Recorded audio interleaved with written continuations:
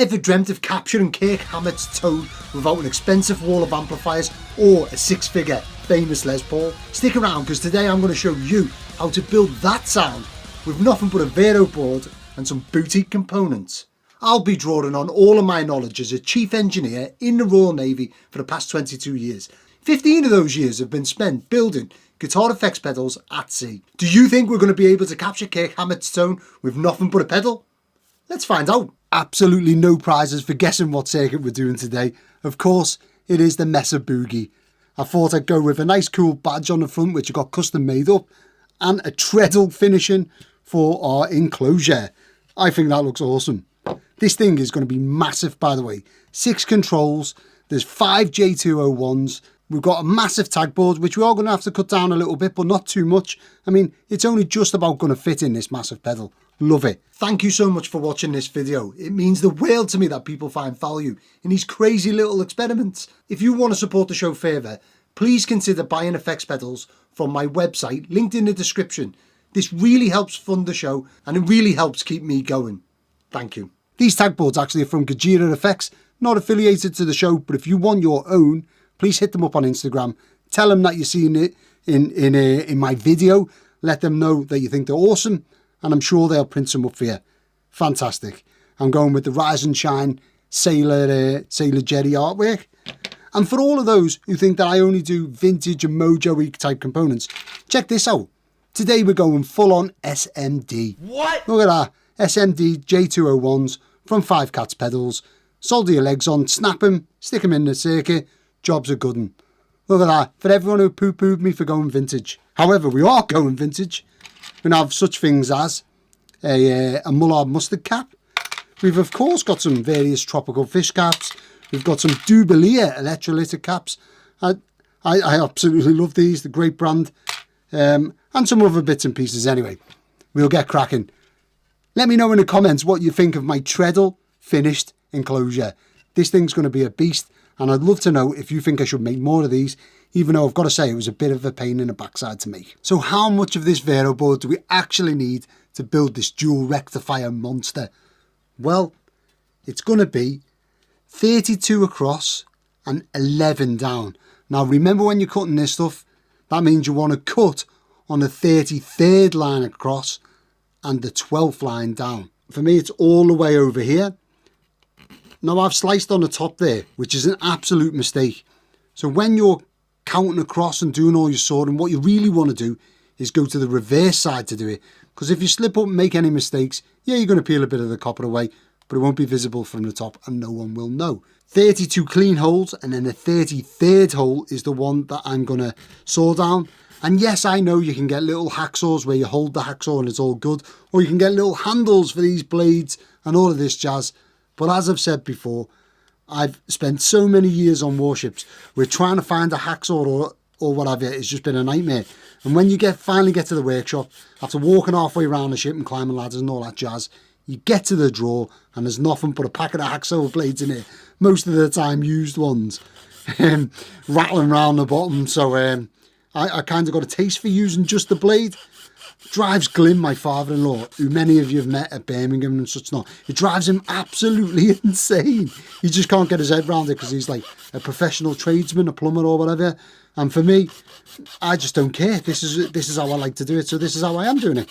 I'm pretty sure someone's going to write in the comments and tell me there's a better way of doing it, like with a Stanley knife or something. And you know I love a Stanley blade, but this is what I'm doing anyway. This circuit's going to be absolutely massive too. Right, now we've got our 32 across. We want to go 11 down. But with this board, I've got to think about the picture too. I kind of want to get the Hello Sailor effects in there. So I want to keep this half of it as much as I can. There's the 11th hole. But of course, I'm going to go one hole over to the 12th hole, because I really, really, really need 11 clean holes to be able to solder components to, or 11 clean rows if you like. And then I'm going to sort along here. Now I know some people have in the past, they've like scored it with a knife and snapped it and stuff. I've seen plenty of videos of it. I just don't want to do that. And if you go all the way back to January, I think I released a video, or the end of December, that was like my first pedal build. and I'll take you through all this anyway. Now this bit is the worst bit, I think, of a Vero build, and that is getting all the little cuts in there. And as you can see on this drawing, there's numerous trace cuts, and we're looking at this as if we're looking from the top side down to the bottom. So it's going to be the reverse on the underside. Now I did have someone suggest that I reverse it round on my phone and then print it out or copy it over once it's reversed. Great idea. It was just too technical for me. I just couldn't figure out what I was doing. What I like to do is, if we put the first sort of like mark on here, I can see that it's in a 1, 2, 3, it's in a third row down, and it's 1, 2, 3, 4, 5, 6. It's in a 7th hole along. So if I go here, 1, 2, 3, third row down, 1, 2, 3, 4, 5, 6, 7. And that's literally how I do it. And I just mark the hole. Then that one is there. I know it's there for me to cut it off type thing. If we want to test it, I know there's 2 open holes above it. 1, 2. Great. And then below it, I can count 1, 2, 3, 4, 5, 6, 7, 8 open holes. And if you look at our drawing, 1, 2, 3, 4, 5, 6, 7, 8. Perfect. Now all I'll do is I'll just add in every other dot on there as a dot with my marker pen of some kind. And then as I go, I just every now and again stop and pick a dot and count to the end each direction in 4 ways, just to make sure that it's exactly where it needs to be. Compare it to the drawing and repeat. I'm going to go ahead and crack on with that now. Wish me luck. As an example of how I go about checking them, we can see here that I've just put this dot in here. Now if we look at our drawing, we can see that this dot is in line with the center dot of these 3 over here, and there's also 1, 2, 3, 4 holes open in the middle. So if we go back to our work, we can see it's in line with this center dot, yes, and there's 1, 2, 3, 4 holes in the middle. Now I know that that's aligned up right, and if I just do them little checks all the way through, I shouldn't make any mistakes. Shouldn't be an optimum word there. Because I use my liquid chrome mirror pen to mark this out, it's going to take a minute for them to dry. So while it's drying, I'm going to go ahead and add the link wire in. Now luckily on this circuit there's only 3 link wires, which is insane. It's probably the least of any that I've ever built. And considering the size of it, that's pretty impressive. How am I going to do it? I have this uncoated wire that you can get through an affiliates link in the description if you really want to buy the same one as me. Or conversely, you could use some of your component legs that you've got hanging around. Either or is good. I think I'm going to use the wire just for this one. We can see the 2 of the links in the top row are both little links. They're just going to go from the top row to the next row down. And just snip a small amount of wire, bend it over and put it in. Now I can see it's in the 4th hole along. So 1, 2, 3, 4. Haven't bent it enough. Well done. 1, 2, 3, 4. There we go. It's just slots straight in there. I'm going to have to be careful not to touch my mirrored chrome dots, otherwise I'm going to rub them off, which is, you know, probably not the most sensible. There's got to be a better way of marking these for sure. And I'm sure someone's going to tell me in the comments. I applaud it if you do. I'm actually thinking about using some sort of leatherette, or maybe not leatherette, maybe leather to cover these in. So then I'll have like a perfect leather board with the components going through. I'm not sure if people would be interested in that. It would cost more money because it'll take me more time to do. Right, okay, so the longer one, I'm just going to cut a big wire. Cut a big wire, bend it over in a big half moon shape. It's going to go in the top row. We can see it goes in line with these 3 cuts here. So it goes in the top row, and then it goes all the way along, and it misses the bottom 2 holes. 1, 2. So it goes right in there. I've cut this way too big. Doesn't matter. And then we can just push it in, flatten it down, and there. And now we're ready. If we flip it over, just to solder them all in place, I'm going to clean my tip with a bit of solder cleaner, wet the tip, and then just go ahead and solder each of these. Of course, I've got a massive tip on today because that sounded terrible, but I've got a massive tip on the iron because I've been soldering thick tag board. Don't really need this big one. I may swap it for a smaller one as we go along. But then again, I do like to struggle. What can I say? There we are. all soldered up, and we just clip them off, and that is now all of our link wires in place already. I've got to say that was pretty painless. Next step is to take my mate Stanley, cue Liverpool Scouse joke. You fucking Chelsea, aren't you? Yeah. You flash cockney bastards, you know Stanley? To take my Stanley blade and cut out the bottom of each of these copper traces. So everywhere there's a red dot on our drawing, we're going to make a gap in our circuit in the actual copper trace. How am I going to do that? Well, that's simple. Simples, he says. We're going to make sure that we get the right hole for a start. So if I'm looking through this side, I can see that my blade is in the right hole there. And all I'm going to do is run it round in a circle. You don't want to go too wide on your circle because you'll end up snipping the traces either side, which I have done before. All you're really doing is just creating like a little crater that breaks the copper trace. Now I know there's a proper tool for this. I've got one there somewhere. It's like a drill bit with a spinny bit on the end, so you can just, you know, work it in. I just find this easier, and that is our first trace cut. I'm going to go ahead and do that for the rest of them. Normally with these boards, I like to start from left to right and use all of the resistors first and then go from there. But with this one, I'm going to do it a bit differently. And because I'm going to have to work around these trim pots, I'm going to put the trim pots in first, just so then I know kind of where I am. Now I'm using these trim pots, which are from, what brand are they? Cytec.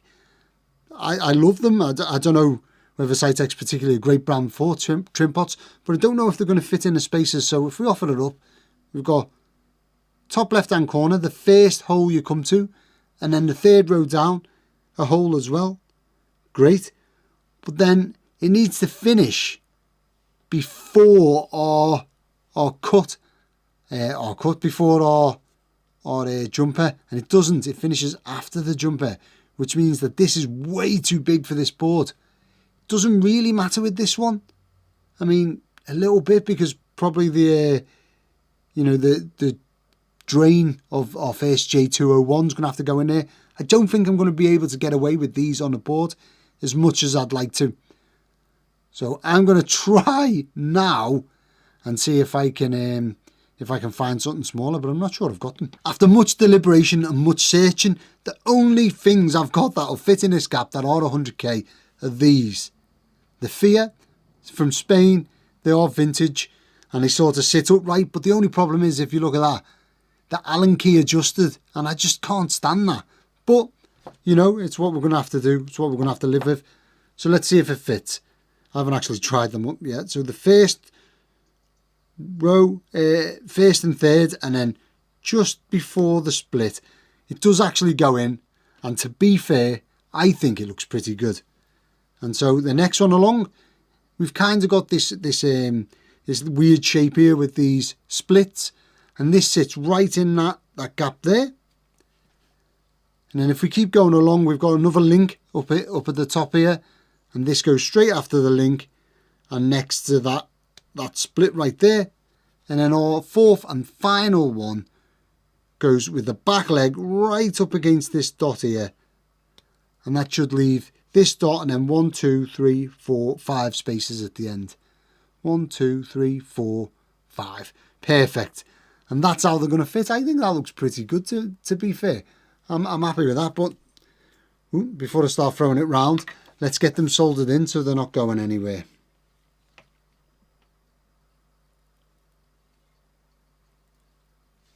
I'm just going to do one leg on each one right the way along, and then go back the other way, doing one leg on each one. This just gives them a little bit of chance to cool down in between soldering.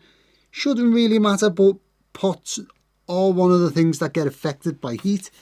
These old ones are pretty good, so generally they can hold up, but it's just worth taking note of that. And you know, if you're soldering 4 of them together, you might as well take a minute in between each one. There. So we are going to start with our resistors, and this is all of them. And the first resistor to go in is a 68k, which is this here, and that's going in to the second column along, and it's going into the 1, 2, 3, 4, 5th hole down. So if I hold it round, second column along, and we've got the 1, 2, 3, 4, 5, 5th hole down, and then there's 1, 2, 3, 3 gaps underneath it. So I'm going to bend the resistor over, so it's like in a U shape.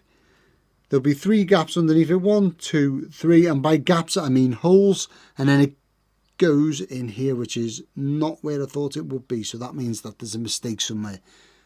As you can see, look, there's 3 holes in the middle between the resistor body and the resistor leg, fine, but there should be 2 spaces at the bottom, and there's only 1, so that means I've messed up this first bit. So let's count it again, 1, 2, 3, 4, and it goes in the 5th one. So 1, 2, 3, 4, it's meant to go in the 5th one. See how easy it is to miscount? If I'd have soldered that in there, that would have been completely wrong, and the pedal wouldn't have worked, and I'd have had to take some time to figure it out. So as we see, just to double check, especially for this first one, 1, 2, 3, 4, 5. It's in the 5th hole along. Then we have a space of 3 holes underneath it. 1, 2, 3, that's right. Goes in the 4th one, and then underneath that there should be 2 open holes. 1, 2. There you go. Now we know it's in the right place. We can give that a solder. Just bend them legs over a little bit. Give it a solder, keep it in place, and we know that we're all good to go. Measure twice, cut once, as we say on board. But even when I do that, I still end up making mistakes. So there you go. Give that a tidy up. And there's resistor 1 of our 7 million to go in here. Get on. The next resistor on our drawing is a 1.8k, and I've got these carbon comp, the real old ones, 1.8k. So I'm going to test to make sure that it is what it says it is, because, you know, these old resistors can drift over time and what have you. And I want to get reasonably close. So we're using the Fluke 101. If you want one of these Fluke 101s, please buy one from the description. It's an Amazon affiliates link, and I get a small kickback, which helps me afford to buy more stuff, like, for example, a Fluke. So it's twisted around to ohms, and we can see that this is 1.773k. Now that is close enough for government work. So that's good enough for me. I'm going to go ahead and fit this one and the other 2 1.8k resistors that we've got in this circuit. Okay, so I'm up to my 280k resistor on the board, and I really don't have one. So I'm trying to make one or there or thereabouts from other resistors. And here we've got a 390k, which I think measures 280, and a 220k that's miles out of stock. It's an Allen Bradley, it's an old one. I think that's at like 270. So let's have a look and see what we've actually got here and what we can get it to. So with them twisted together in the old helicopter method, we're getting 667. So really, if I add in a 12k or there or thereabouts, I should be right at 680. Sorry, my maths is terrible. I'm probably going to watch this back and be absolutely wrong, but that's what I'm going with. Okay, so I don't have a 12k, but I do have a 10k. And I'm going to do another helicopter to get that in there. I'm going to put the Allen Bradley at the top because they're branded, they are good. Even though this one's terrible because it's out of stock, but they look good. There we go. So let's see where we are now. Any guesses or drum roll, please? 676. That's close enough for government work for me. So what I'm going to do is we'll get this out the way. I'm going to wet the tip and then solder my helicopter legs.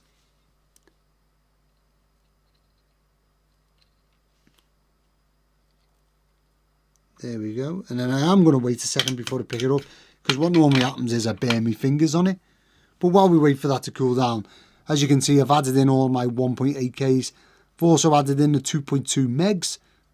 And I'm just going to slowly work across the board, adding in all of these either ridiculously big Mojo resistors or old carbon comps as we go.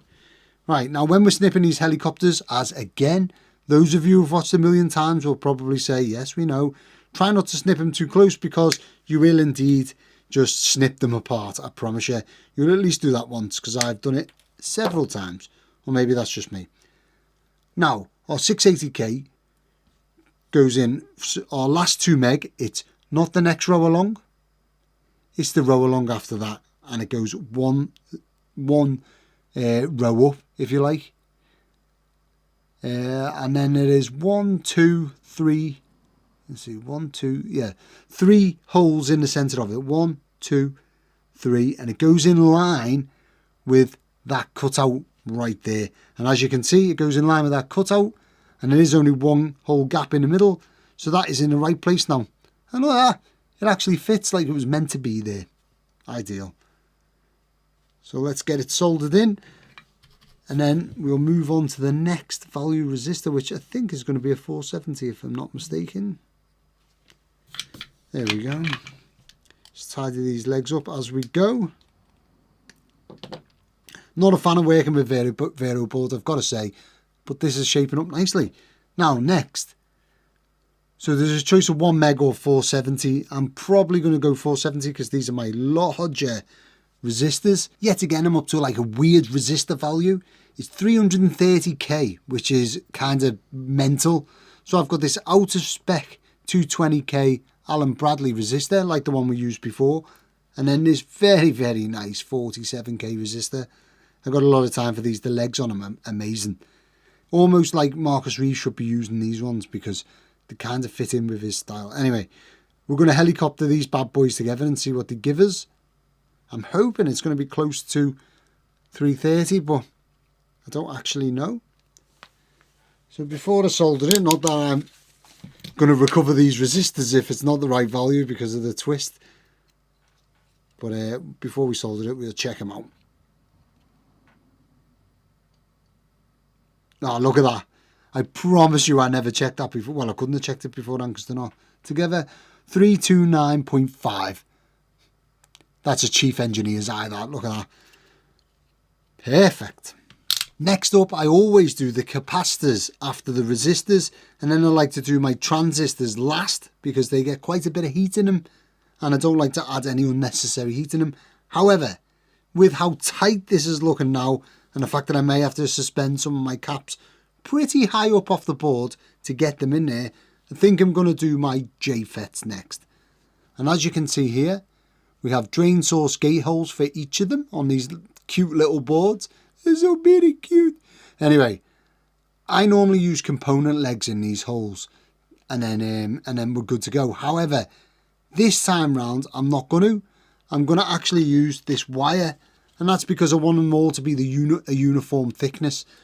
So then they slot in the board the same.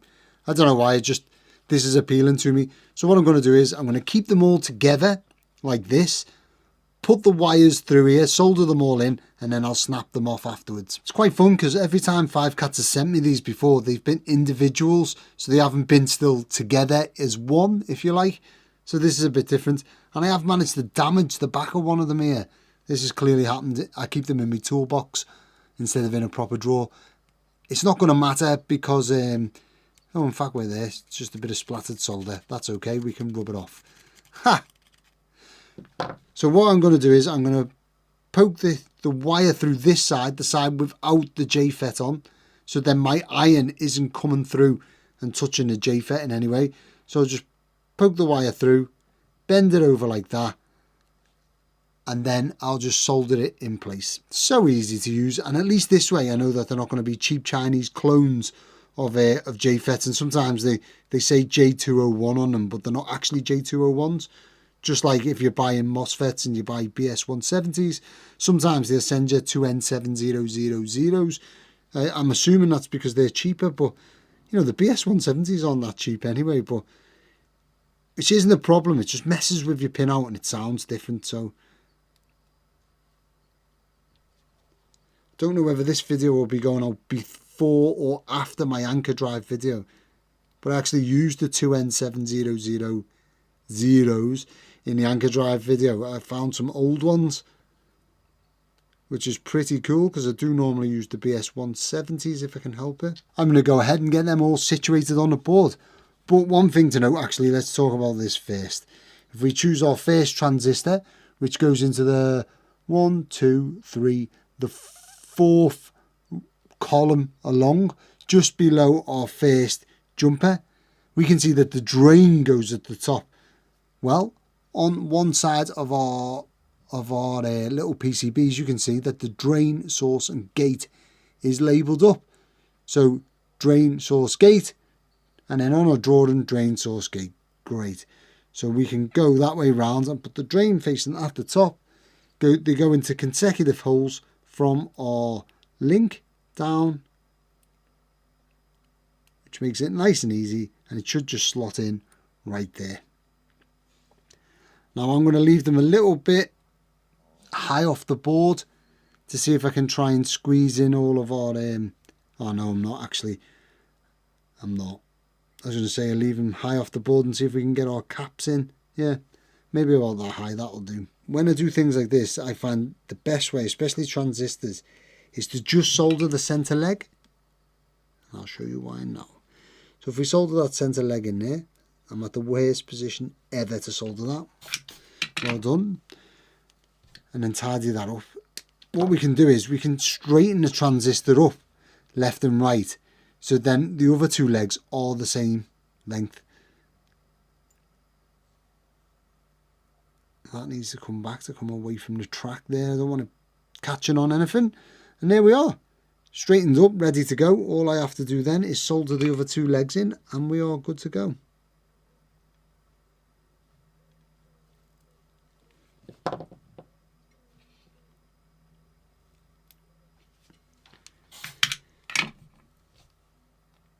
There is JFET 1 of 5 added in. I don't think I've ever built a pedal with 5 JFETs in before, so this should be interesting. There's all of our JFETs now in place. I think they look particularly good.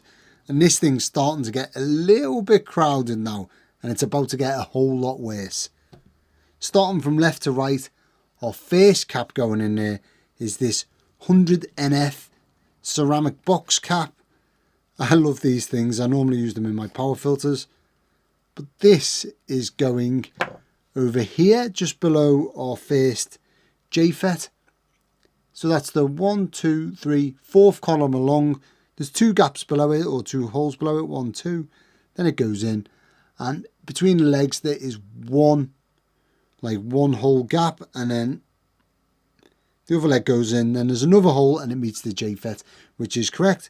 So if I just put that in there, I can bend the leg slightly so then it doesn't go anywhere and give that a solder. Now for the rest of these caps, some of them are going to have to be suspended quite high.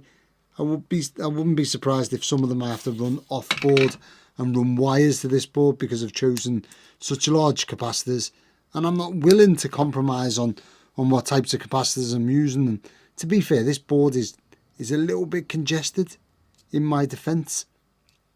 So I'm going to go ahead and just start putting these on the board. Actually, before we do that, let's talk about these.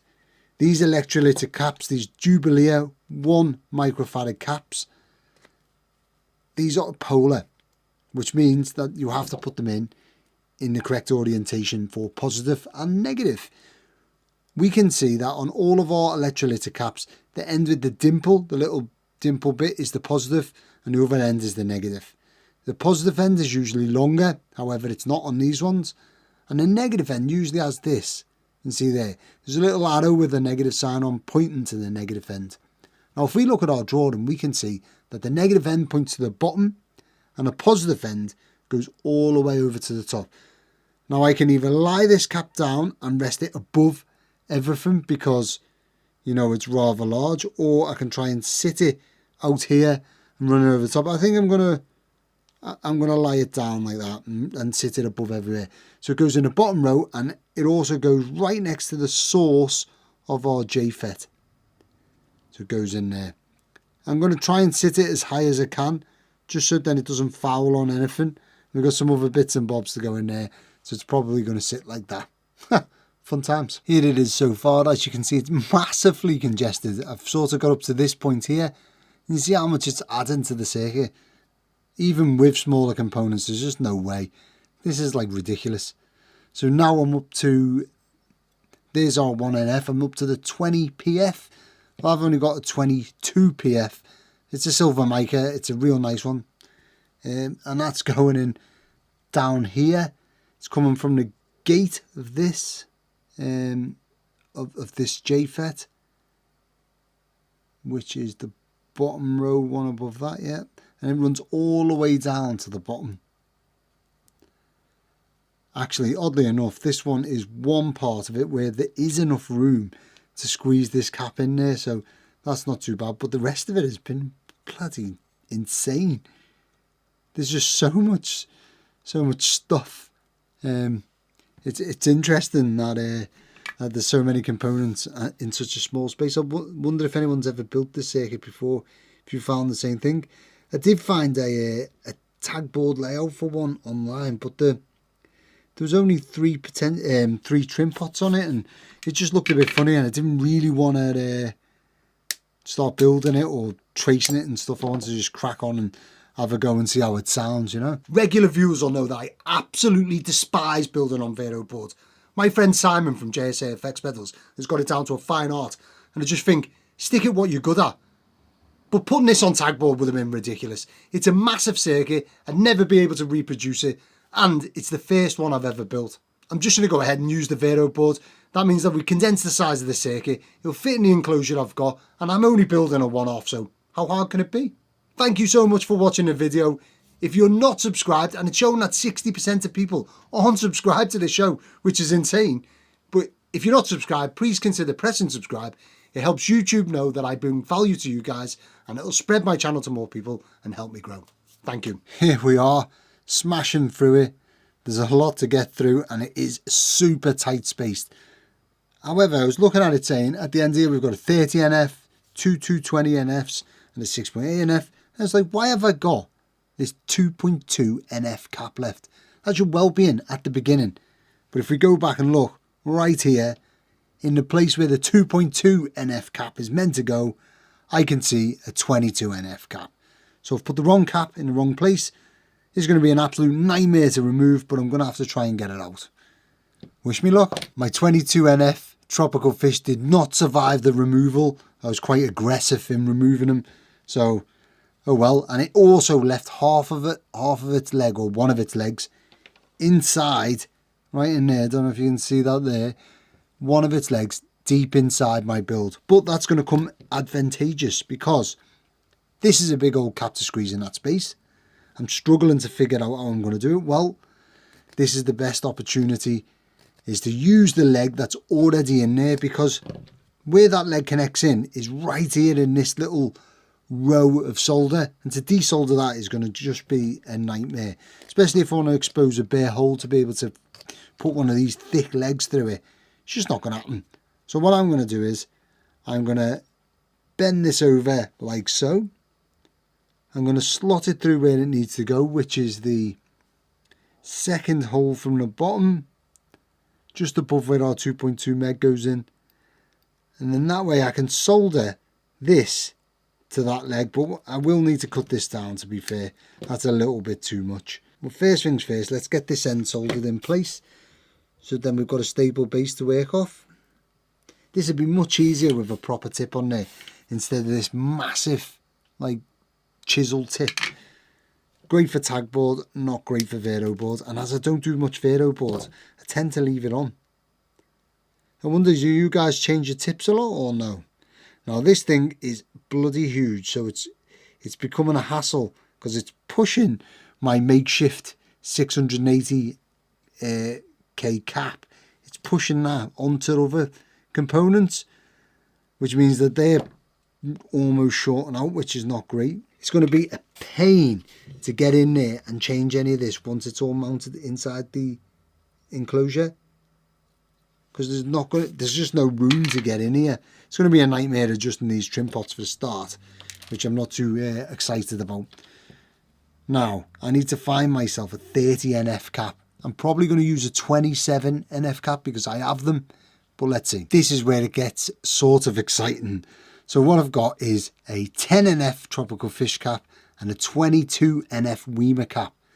Now clearly that'll make 32 NF, which is slightly over what we need, but I'll take it at this point. How are we going to squeeze it in there? So if I clean these legs and bend one leg back on itself and then back down again, so then we get the right spacing, which should be that. Let's just double check it. I'm going to use the overhang at the bottom because, well, because there's space for it. Go in there like that. There should be 1-2 spaces before we hit our next component, which is correct. So that can sit in there like that. I'll solder it in place, and then after that I'll solder this cap going across that cap, and that'll give us 32 NF because we're wiring them in parallel and not in series. There's our 30 NF cap in place. So we've got the big 10 NF tropical fish, and then we've got a tiny little Weimer 22 NF squeezed in there, like in parallel with it. Ideal. Now there's only 3 more capacitors left to go, thankfully, and that's us done on this board. Top of which, being up in this top corner here, we've got a 6.8 NF cap, and I'm using this Suflex cap. These sound awesome. I use them quite a lot in my Range Masters and stuff. And then we're going on to these 220 NF box caps down in this bottom corner. I'm using these ones just because these are what I've got and there's only a little bit of space. This is our circuit. It is completely like overborne with components. I'll be very surprised if I haven't managed to short at least one lead out or at least one thing out on this somewhere. I mean, it's insane.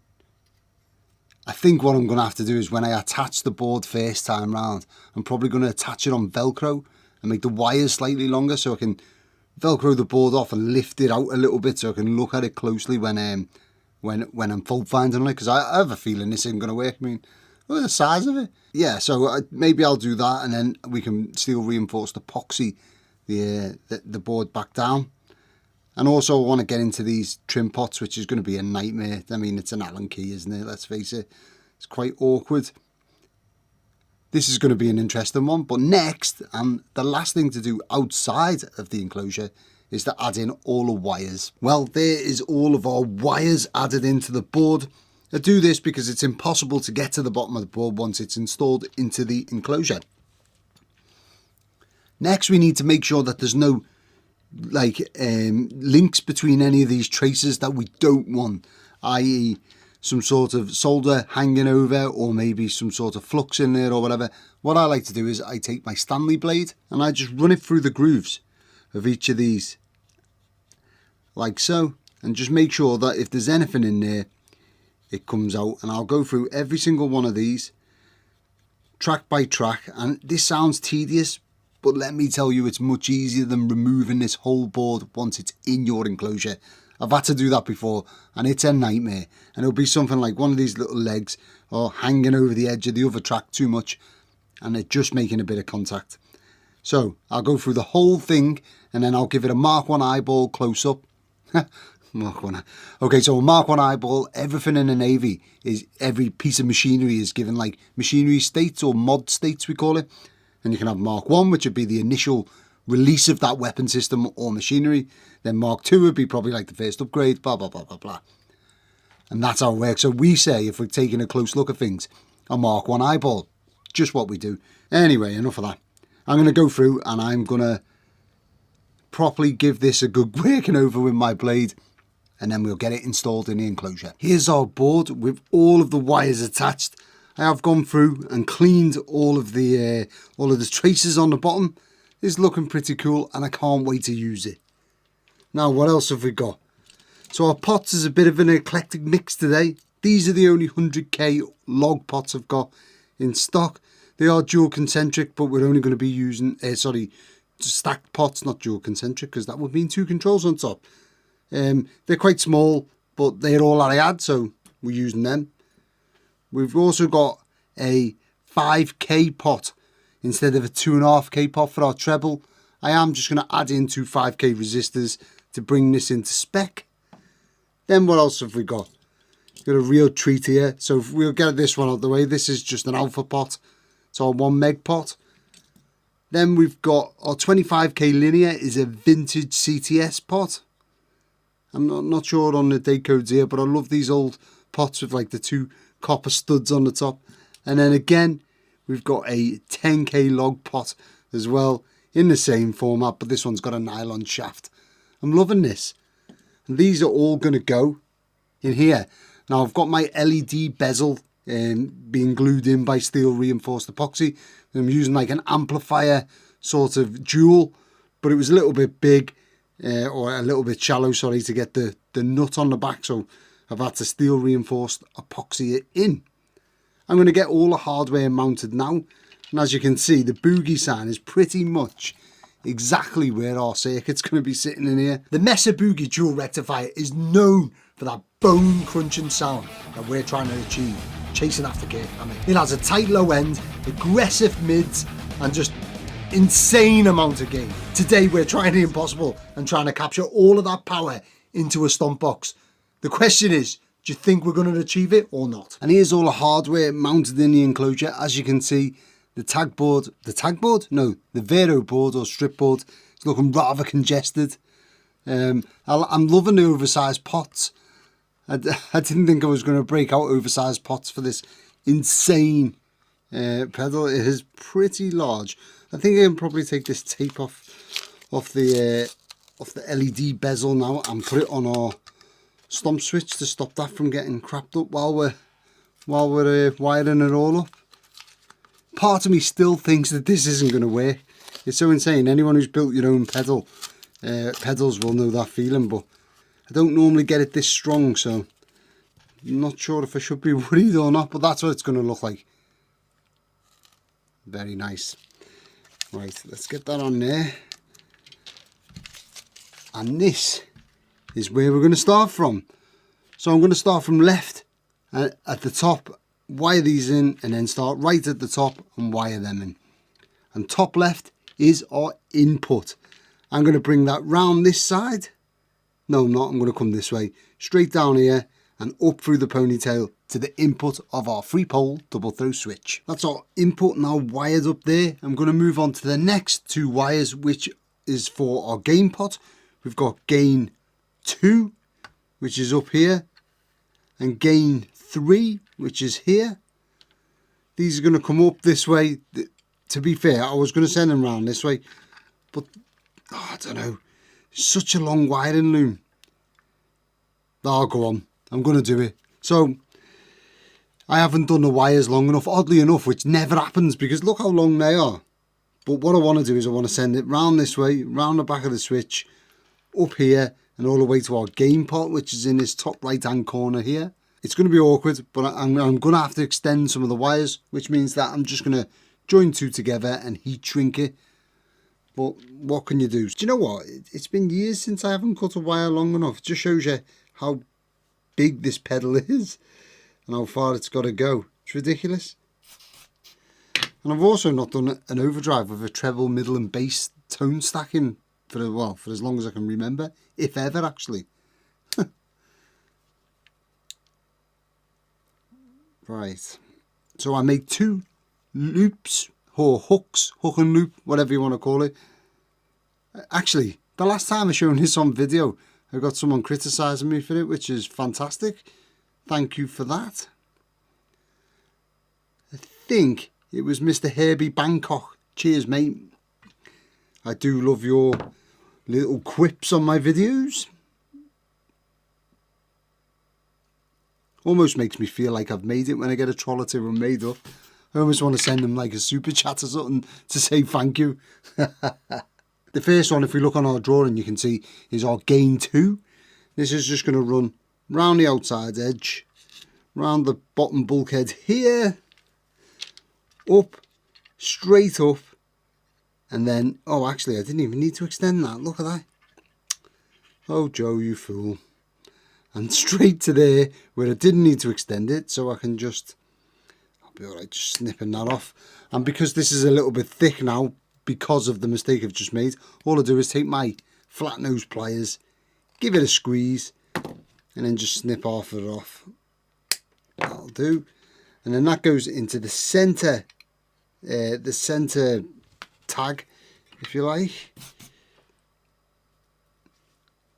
Tag 2. Now hopefully this will just solder on. This is another thing, if you're using these big pots, especially the old ones, you'd have to clean the tags up pretty good, because usually they get oxidization on, and also your iron needs to be pretty hot so you're not hanging about on there for too long. As you all know, I do hate hanging about on anything for too long when I'm soldering. Now I feel like there's going to be a right snake's wedding in this one before we finally get it sorted. So we'll have to just live with it being a mess for a minute, I think. There we go. Now we're going to move on to gain 3, which is, as we see on our drawing, it's the next one down, but there's a little hole in the middle with our 68k resistor going right next to it. That's how we know we're all in the right place. That's our left hand side wired up. There's only 3 wires in that side, oddly enough. Now we're going to move on to the right hand side. And first up, which comes out of the row just below our gate on Q5, is this treble. And it's going to tag 3 on the treble, pin 3, which is this left hand side pin right here. So it's not got far to go, this one. And I'm just going to try my best to follow this one wiring loom as much as I can. There we go.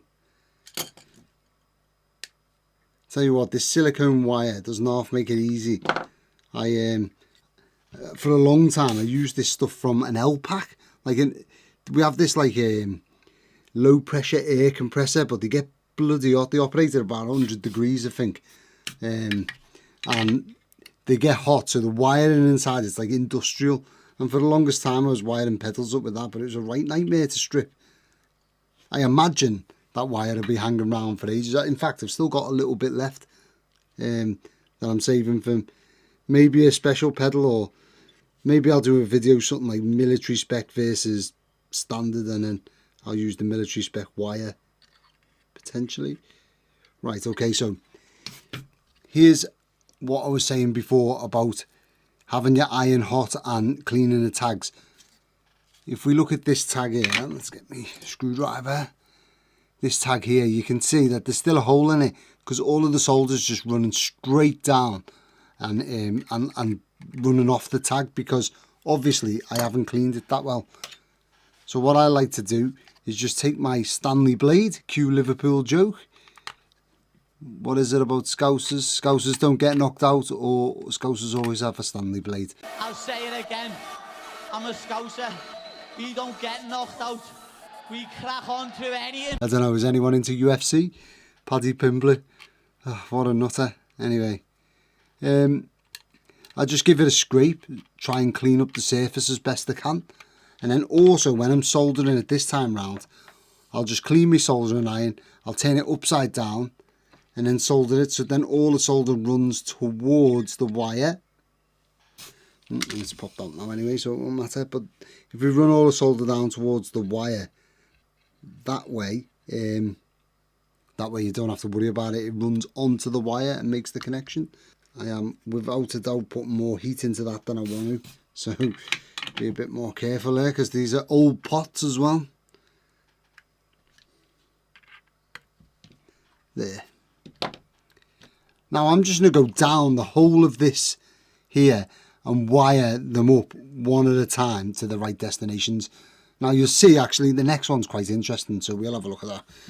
It is labelled up as, if you look at our drawing, treble 2 and volume 3. That means that you can do it 2 ways.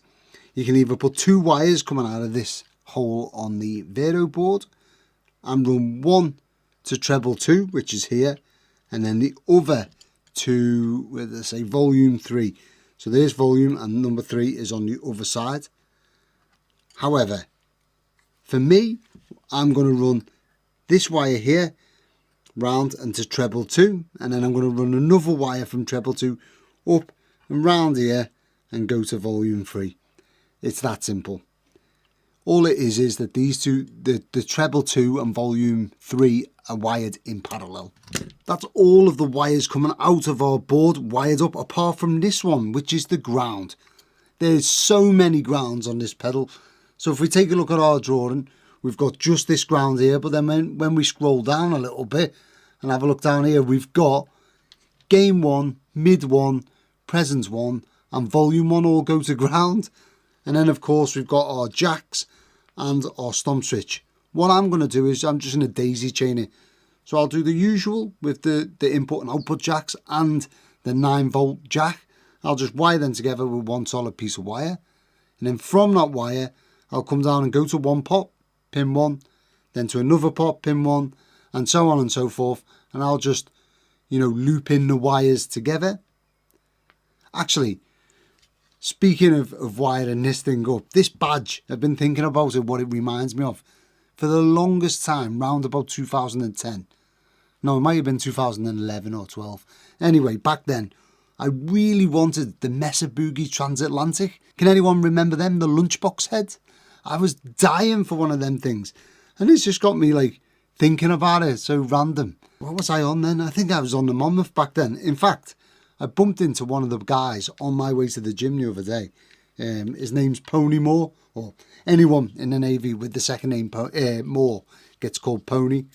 But yeah, he was on the Monmouth with me, and we're like telling some old war stories and stuff. It was rather fun. We had, I tell you what, the Monmouth, if anyone's ever had like a job in their life where there's just been one period of life where there's been the most characters in one place that you can imagine, it was just like an insane mix of eclectic people, you know. We had this one chef. Well, I say he was a chef. He was a lead hand, so he was actually like a corporal in the army, that sort of rank. And his name was Wob, which stood for Wild Man of Borneo, because he looked like a troll. It's absolutely insane. And this guy had a picture of a troll tattooed on his arm as well, with Wob underneath it. Madness. Anyway, what can I say? There's been some colourful people I've saved, I'll tell you that. Yeah, that shit really like brought guitar home for me, because I went from trying to learn to play guitar and picking up little bits and what have you, to really going deep in on pedals and how stuff's made, you know. It was transformative, to say the least. But anyway, I bumped into my mate Pony. That was the point of the story. And he was saying that he's been watching my YouTube videos, and he's a warrant officer engineer, you know. He's a clever guy, and he was like, I don't understand any of it, but I watch them anyway, which is fantastic.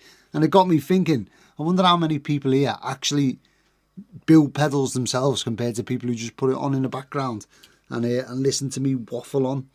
I'd be interested to know whether the people watching this actually build pedals and get some ideas, or whether you're just like me when I watch, say, Uncle Doug or whatever. I just enjoy watching them. Right, there's my ground wire in over them.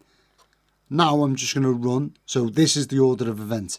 I'll run one wire from here down to our volume pot, and then we'll go through the gain, volume, mid, presence, all going to ground. And then I'll keep going round.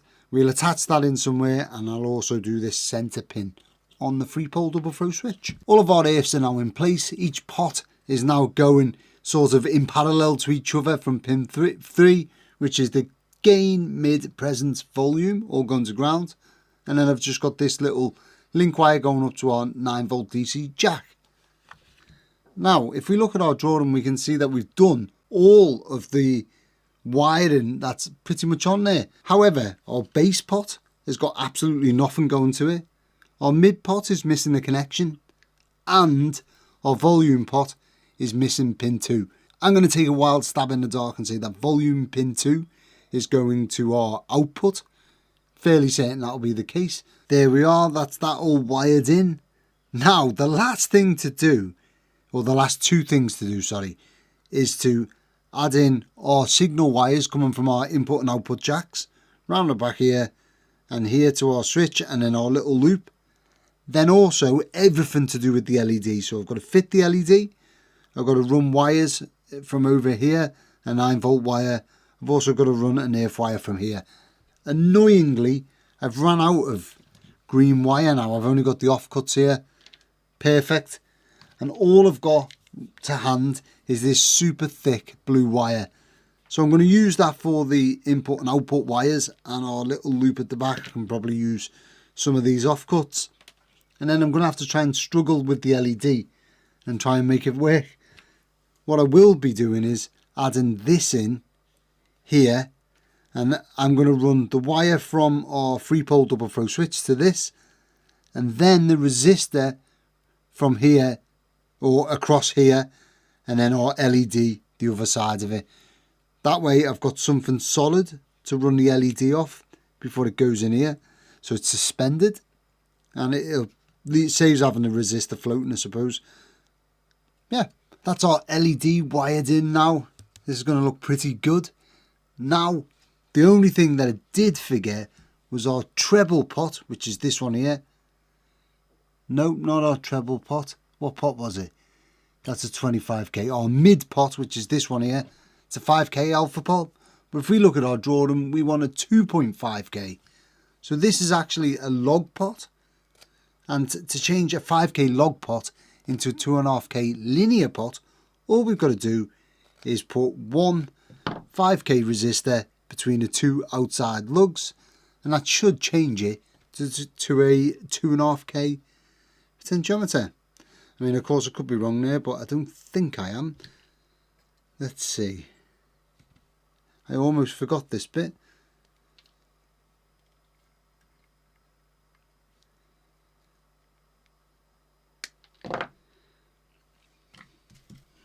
And I'm going to turn my soldering iron off. Fantastic. Now it's time to bias the transistors. Usually with my Kossoff drive, I like to get the audio probe out and go to each transistor individually and bias them by ear. But I don't really know what I'm looking for in this pedal. I haven't got the time to learn it inside out like the Koss, because I've been building that since 2017, years. I will, however, though, try and bias it as best I can using the standard biasing method, which is with our Fluke 101, and just trying to get to 4.5 volts. If you guys know a better way of biasing these pedals, or you have more insights or something for me to try, please let me know in the comments. I'd be interested to know how you guys bias all of your transistors, especially those who are using JFET, because JFETs can be a nightmare. Now the fun part, we're going to bias the JFETs before I even try and plug it in. I figured, you know, might as well just go with the standard bias on these ones. So with my pedals like the Kossoff drive, what I like to do is use an audio probe and go between, or go on each JFET itself and bias it individually and get the overall sound. But this isn't one of my pedals. It stipulates that you need to get the drain voltage to 4.5 volts online. So that's what I'm going to go with. How to do that? We have our power supply plugged in. The pedal is turned on. I know the LED draws next to no current whatsoever, but I figured that maybe it'll affect the sound. Don't know. I'm going to turn all the controls up to full. Again, I'm not entirely convinced that makes any difference whatsoever, but I'm going to do it because that's what I do on my pedals. I've got the pedal side on, so it's a bit comfier for me to get into it. We've got our Fluke 101, which of course you can buy through the link in my description. It's an Amazon affiliates link. Gives me a little kickback, does help the show. And these things are fantastic. And switch that to volts DC. I've also bought, funnily enough, through my Amazon affiliates links, these handy little grabbers. Little bit annoying now and again when you just want to touch something, but whatever. So our black lead is going to go to an earth point, which we've got between our jacks. And then our red lead is going to go to the drain of each FET. So if I pick the Q2, just because that's the easiest to get into, we can see that we've got 1.7 volts. Annoyingly, our trim pots on this build are an Allen key. Very annoying. I'm just going to try and slide the Allen key in there best I can. And see if I can rotate this round and get us 4.5 volts. So go that way, what are we getting? 3.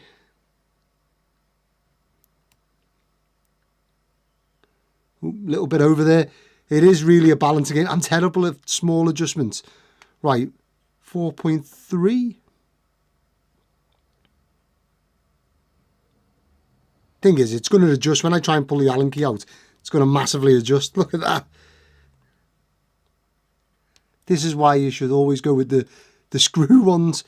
Saves you with this hassle. 5 hours later. Oh, there we are, 4.3 volts. I'm not going to adjust that.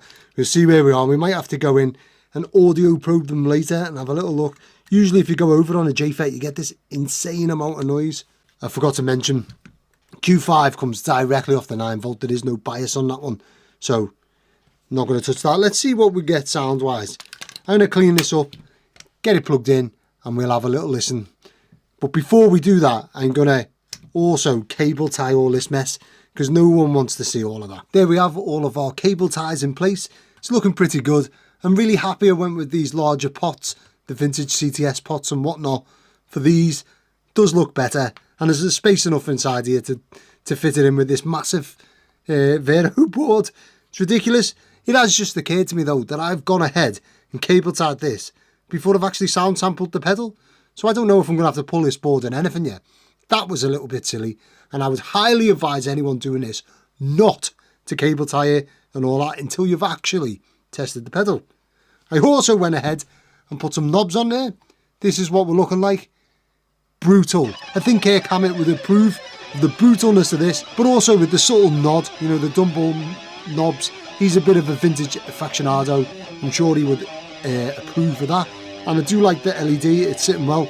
I'll be filling that full of epoxy after the sound sample just to make sure that that goes nowhere and that it fills up the whole of this. And as you can see actually, even though it's got an orange lens on it, because we've got a blue LED, it does in fact light it up blue. I think that's a nice touch. And now it's the moment you've all been waiting for. It is of course the sound sample, but don't get too excited. It is me playing, and I definitely don't do any heavy metal, and I definitely 100% cannot play like Kirk Hammett. So let's take it with a pinch of salt. I will be using my gold top Les Paul. It's got a wraparound bridge, which isn't exactly the Kirk Hammett thing, but it does have a humbucker, which I'm hoping will get us in the territory. I'll try and show what it sounds like chugging. Not that I ever do any guitar chugging, but I'll try and chug a little bit and do some big power chords. But apart from that, you'll have to put up with my noodling. Sorry. Before we get on to the sound sample, I'd like to say again, thank you to everyone who's gone to hellosailoreffects.com, linked in the description, and purchased pedals. It really does help the show, and I really do appreciate it. Thank you. Now, onto the sound sample. I want to know what you think of these brutal tones.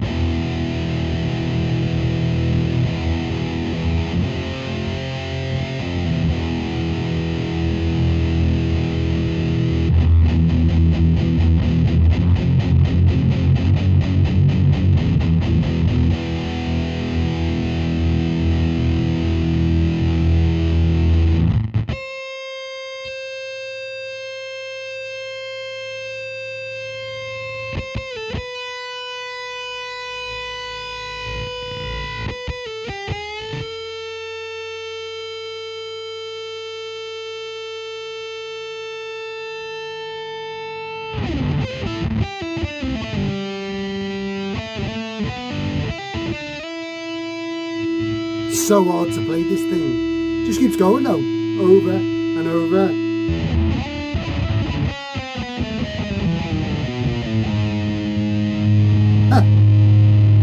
Does it react to the guitar's volume? Not really.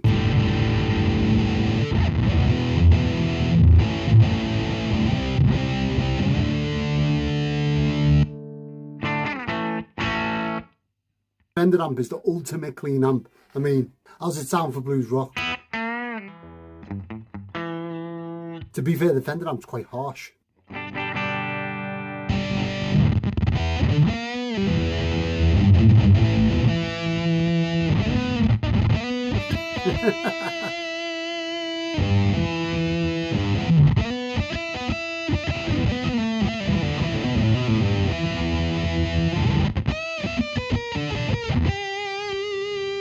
I mean, it just does keep going. It's over and over and over. It does do the chugging thing quite well though. I mean, I don't know what chords to play, of course, because that's not my sort of thing, but I mean, the EQ's pretty powerful on as well, but just folds in on itself. So I mean, if we were to play something simple like, but then mess with the EQ, if we give it more mids,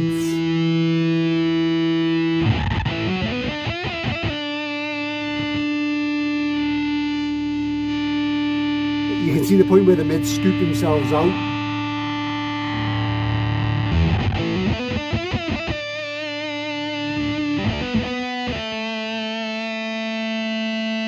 On and on and on. But then you get all this background noise, and I'm assuming that that's what people would use a noise suppressor for. I've never really used a noise suppressor. I've never used this much gain.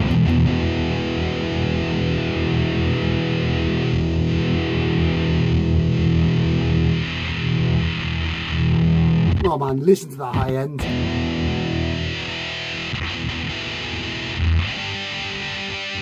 I can't imagine being in a situation where that would be any good.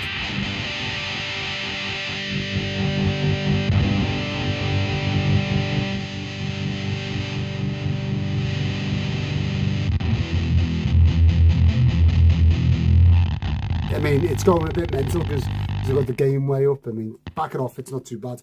But for me, it's way too high gain. So how does it fare with the Strat? This is my clean tone with the Fender Showman.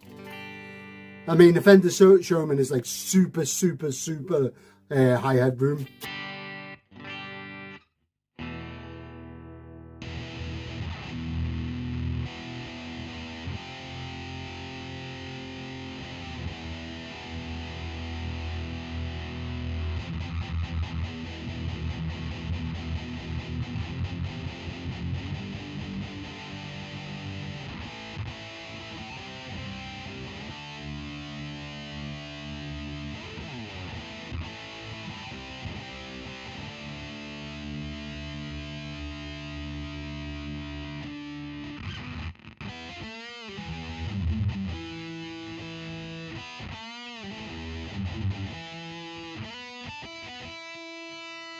I mean, that is cutting through the mix.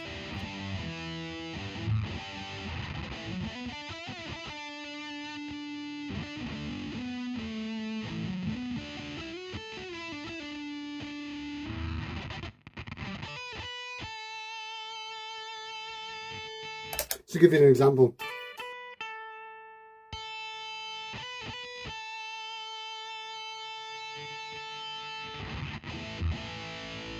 And this is how it sounds clean.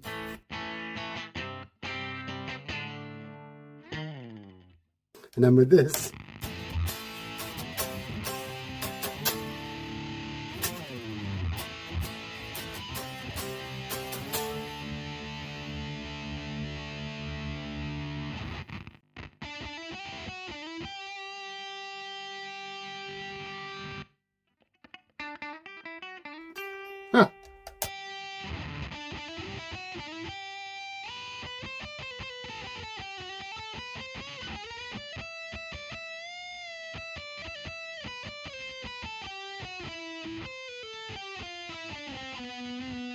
Huh.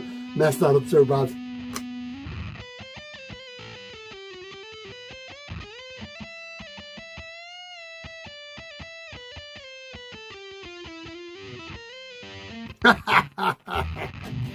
I can't play. This is the sound that there's loads of noise in the background, and I'm assuming that's because we need a noise suppressor. Well, I don't know about you, but that was infinite sustain. I mean, I don't think I've ever built a pedal, even my free range, which is a Koss and a Rangemaster together. I still don't think that it gets even close to the amount of gain that this thing's got. It's insane. It was insanely fun to play. Not really my sort of tone, but really fun to play. I'd love to know what you guys think of that. And if you like this build, you're going to love this build where I build a box of rock.